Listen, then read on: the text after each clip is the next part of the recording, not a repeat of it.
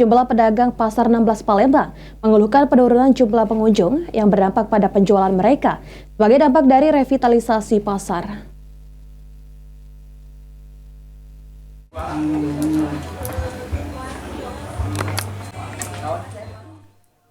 Sejumlah pedagang Pasar 16 Ilir Palembang mengeluhkan sepinya pembeli dalam beberapa tahun terakhir. Salah satu pedagang Pasar 16 Ilir yang berjualan di lantai 3, Tuti, mengatakan, sedikitnya pembeli membuat pendapatannya menurun drastis, hingga terkadang dalam sehari tidak mendapatkan satupun pembeli. Salah satu penyebab sepinya pembeli yakni akibat rencana revitalisasi.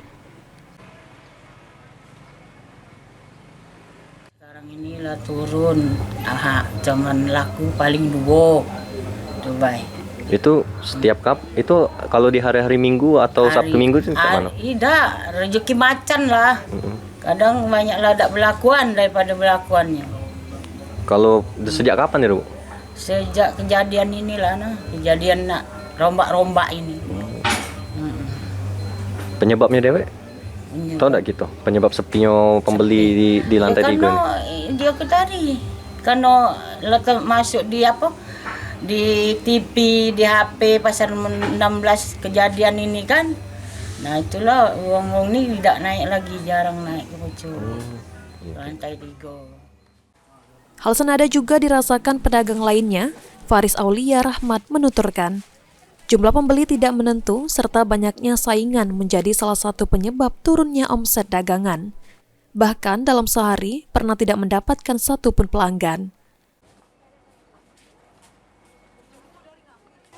Hari-hari tentu tidak tertentulah harinya kami tidak. Kalau sekarang cak mana kondisinya penjualan kita? Sepi pula sepi itu. Kalau dalam sehari berapa yang bisa kita dapat nih pelanggan, jumlah pelanggan? Nah, tergantung untuk pelanggannya.